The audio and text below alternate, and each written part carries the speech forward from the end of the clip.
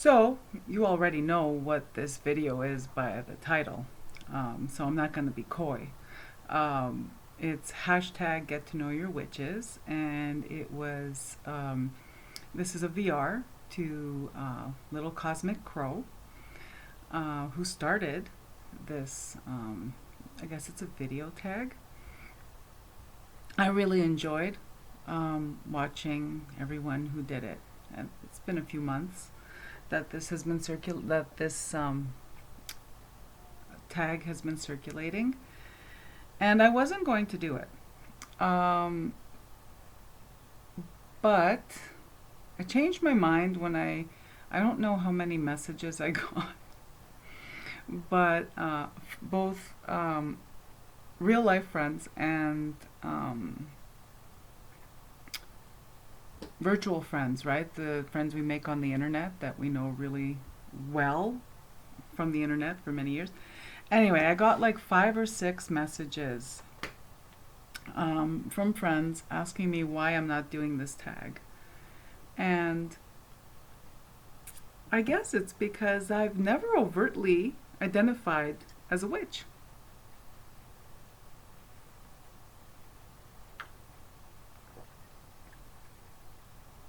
So let's get started. I printed out the questions and I'm all ready. Number one is, does your sun sign portray you correctly? If not, do your other planetary signs? My sun sign is Leo. Last day of July, Leo. My rising sign is Virgo. My moon apparently is in Libra. I'm very complex to myself. I struggle a lot. I have a lot of inner conflict.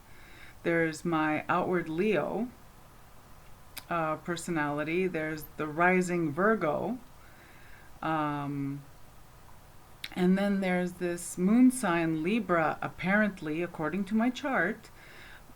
Although the first chart that was ever done for me in the late 80s put my moon in Scorpio. So to answer the question, my sun sign may portray me accurately, Leo, in terms of some outward characteristics. However, my sun is in Leo. I really identify closely to a Scorpio moon than I do to a sun sign of Leo. So that's interesting. So then, yeah, so that's the best thing. That's the best way I could describe it. So there are certain aspects of me that are very Leo, but I'm becoming more and more Virgo. And in terms of moon, I identify probably more Scorpio moon, but there's some Libra moon in there too. So yeah, who knows? Maybe my birth date is wrong. Maybe my birth hour is wrong. Maybe I'm not who I think I am. Number 2. What songs bring you the most magical vibes? Okay, so if we're talking about setting the mood, I'm all about the sound. So I think it was Lisa. Hi Lisa at Supportive Tarot with Lisa, who had mentioned Lorena McKennitt, and it's like, oh my gosh, that's right, Lorena McKennitt, definitely. However, I couldn't find the cover, but I love drums for, drums give me the most magical vibes.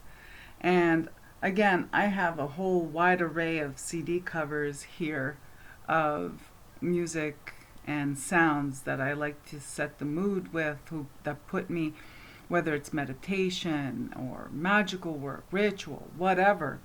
But my favorite would have to be It's Brent Lewis, Pulse, Where the Rhythm Begins. I love this CD. It's drums. It's all drums. I have another CD of his. I think it's called Drum Sex. I'm not sure. But anyway, this is my favorite. I heard it in a store in the late 90s, and it's been a favorite since. So like that's going on 20 years. So that's one. I just wanted to share a little bit because I really enjoyed the part where people shared what music puts them into that witchy headspace. This one I've had forever. It's some random box set I got for like really cheap. I think a Future Shop or something like that. And it's got Mystic Blue, Oceans of Life, Shangri-La, and Harmony of Strings. This puts me in a witchy mood because this, for the longest time, was all I had. And it's what was playing in the background during my formative years. So this definitely brings me right back. This is home. This is the sound of home.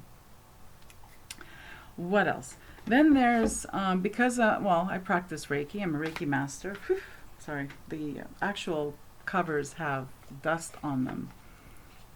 Is Steve Halpern, Sounds of Healing. I find that really puts me in the headspace for Reiki.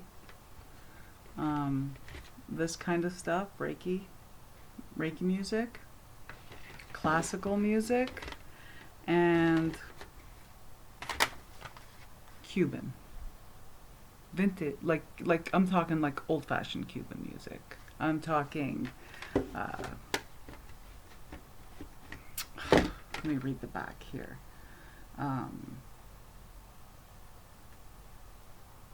I'm sorry, I forgot you were there. Anyways, Cuban music. Oh my God, what's her name? She's like the godmother of everything that I love about Cuban music. All right, I really should have prepared. But you get the gist. It'll come to me. If it doesn't, well, because Deva Premal. And always, I can't get enough of these. Thunderstorm. Sounds of rain and thunderstorm. Always. Always, especially now that I live in a place where I don't, they're few and far between and very rare. And this classic, Ancient Mother. So, yeah. So that's some of my tunes, sounds. I'm all about the soundscape. I'm all about, oh, another one is by Tao, and it's called Aurora. I don't have, it's a cassette, imagine, right? It's one of the first ones I ever got. Any of those Solitudes CDs, if you're familiar with them. Yeah. I'm all about the sound. Love it, love it, love it. All right, that took a long time. Which one of your, this is number 3. Which one of your deities, guides, ancestors is most sarcastic with you? If this doesn't apply to you, which of your tarot oracle decks is?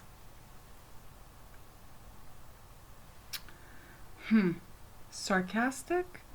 I wouldn't say sarcastic, but I would say if there's any spirit that I work with that tells me to just put on my big girl pants and, you know, stop being such a baby, it's the spirit of the Black Madonna.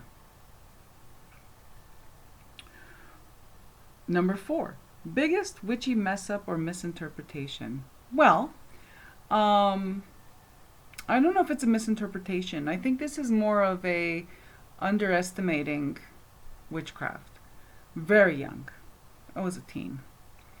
And I got my hot little hands. I went to the public library and I picked up a book on Santeria. And I had Cuban neighbors who were practitioners, and I just thought they were the coolest. And instead of asking them for some guidance, I did later on because I had to. But instead of asking them for guidance, I just went to the library, picked up a book, and a friend and I, close friend, like childhood friend and I, decided to cast a spell. This spell consisted of some pins and an onion, throwing it back, throwing it behind yourself into your closet. And yeah, I think it was a love spell. May have been like, find love or something like that. Well, I'll tell you I'll tell you what neither of us ever found again. It's the onion that we tossed into our closets. And I can assure you, as I am sitting here before you, that no one went into our closets and, got rid of the onion. No one knew about it. And in my living situation, I was the only person going into my closet and cleaning out my closet and all this stuff. So, yeah. So that freaked us out a little bit. Just a little bit. And then there was, Ouija board experiences where horrifying Ouija board experience that had us both running to a church, to a Catholic church on a Wednesday morning to find the door locked. Number 5. Would you write a book on your craft, spirituality? Why? If you already have, what were your challenges in doing so? I have. Shameless plug. This is the book that I wrote. I wrote this book about Italian folk magic, and it is the practice, and it was a practice that my family taught me, that I learned from my family and community. I think the question is, well, what were your challenges in doing so? I think this is a very personal account. A lot of me and people I love that are no longer living went into this book. And it was revisiting these events, revisiting these people that are no longer living. The hardest thing about writing this book was when I was done. Because for the whole time that I was writing this book, my house was full of spirits of the people that I love and I miss. And I guess I didn't, because it's incremental, and I guess when you're in it, you don't really.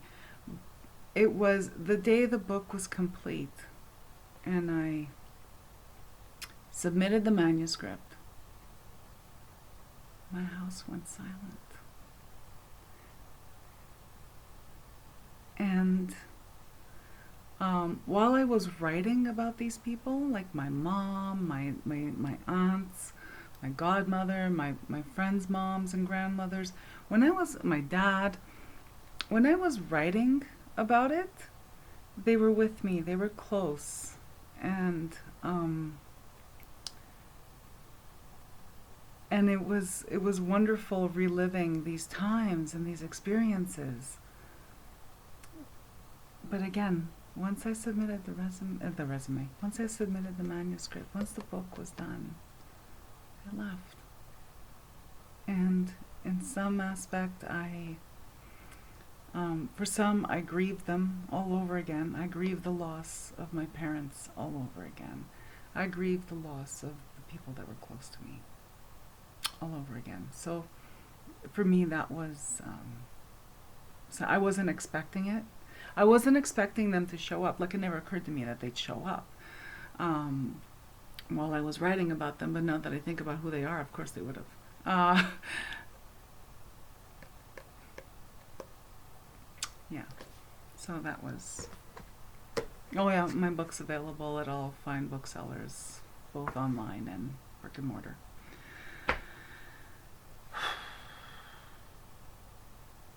Would I do it again?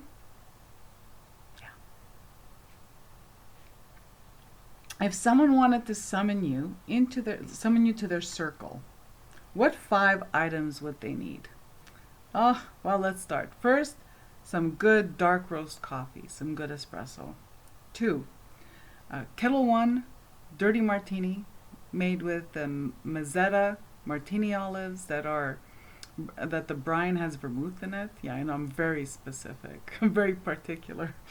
Um, Fragrance, Cody Wild Musk, vintage. Cody Wild Musk from the 70s. If you're not a fragrance nerd, this won't this won't make any sense to you. But if you are, nitro musks. I know they're bad for the environment, but they were amazing in terms of scent.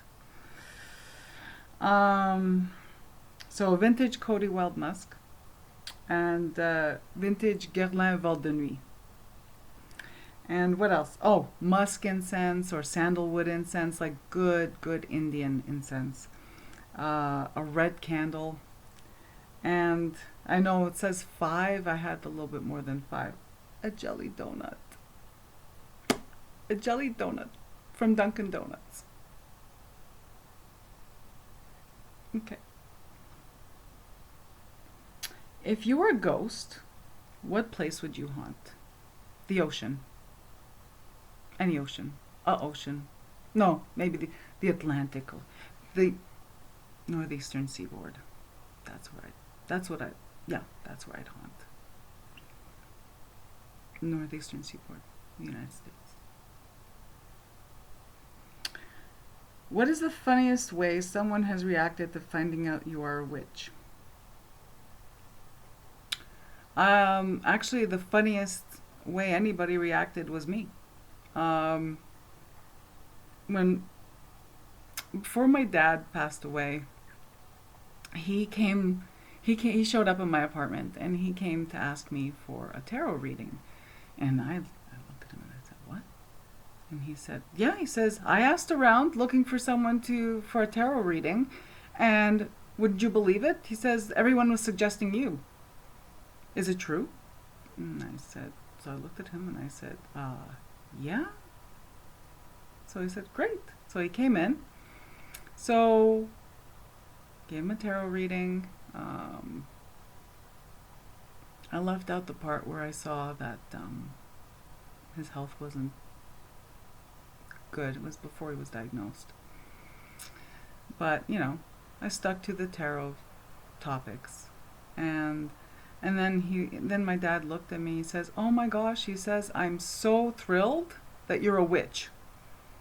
He says, for a while I was worried that you hadn't learned anything at all from, I know that your aunt wasn't teaching you enough, and I know that, you didn't get to you didn't get to grow up with so and so and this, that, and the other, and it's like I was worried you didn't learn anything and that you weren't interested. And I just sat there in horror because my dad called me a witch. Yeah.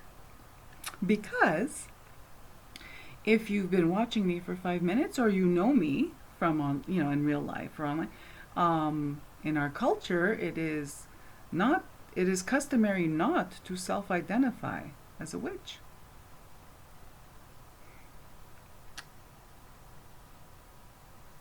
What do you have any superstitions? Yes, absolutely yes. I do have superstitions. Some of them are just whatever, but this one you need to sit down and listen, because this one I recommend that everyone start practicing. When speaking of illness, so if you're talking about someone you know has emphysema, someone you know has cancer, someone you know had an operation, like had surgery, someone you know has an infection, someone you know has like any kind of illness, do not ever touch or point to your body or to someone else's body. Oh my God, especially not. Don't do that, because the Italian superstition is that where you touch, you place magic. So if you're talking about cancer and you're talking about infection and you know what I mean? If you're talking about illness, don't be pointing. And because Italians tend to speak with their hands, I'm told, don't point on your body. Don't point to your head to say, notice how when I described that my dad was diagnosed with brain cancer, I didn't point to my head. But pay attention. Lots of people are touching their bodies when they're talking about illness. Do not touch your body. Do not touch someone else's body when talking about illness. So there. Hang on, sorry. If you could possess any fantasy magic, what would your power be? Teleportation. What is something random on your altar? This thing. So this is a bottle I picked up. I picked up two actually at Value Village last year. Value Village is Savers. In Canada we still call it Value Village. It's probably going to change. Anyway, I digress. So this thing is, I have this on my altar. I have two of these on my altar. And it's, I bought it because it looks great, right? It looks like it's made of wood, but it's some kind of, resin or something that's on like a plastic resin or something on a glass bottle. And I did some research, and it turns out it's a Hungarian liqueur. And this, look at the little witch. Look how cute. And this word right here is Hungarian for witch's tea. I thought it would be witch's milk, but no, it's witch's tea. Anyway, so there's something random on my altar. If one of the YouTubers you watched was a genie and they could grant you 3 wishes within their power, who would it be and what wishes? So I'm gonna answer this one differently. If I could ask a genie to grant me one wish that's related to YouTube, it would be, I wish for Elle from Sacred Seed to come back and post videos. She has a fantastic channel, and then she was gone. And I hope, wherever you are, Elle, I hope you're still watching YouTube, and I hope you know what a body of work you left on your channel. That is just absolutely outstanding. And more importantly, I pray that you're okay, because sometimes people drop out because because of extenuating circumstances. So I hope it's just that you felt like you didn't feel like doing it anymore, or whatever, you moved on. I hope wherever you are that you're okay, and thank you. Number 13. If you could instantly become an expert in any part of your craft, spirituality, what would it be? Astrology. When you die, what do you think will happen to you or your soul? I believe in an afterlife. I have had 2 incidents of near-death experience, so I believe in an afterlife. Number 15. Where do you see yourself spiritually in the next 5 years? Well, hopefully just doing more of the same. I'm having a blast, and my spiritual practice and magical practice already spans 3.5 decades. 3.5 decades. I hope 5 years is just 5 more years of the same and more. Thank you all for tuning in. Thank you to all of you who sent me those messages asking me to do this tag. I had lots of fun. I link in the box below my video. I'll link to Little Cosmic Crow, to her original video, and yeah, that's it. Thanks again for watching, and I wish you all a beautiful day. Bye-bye.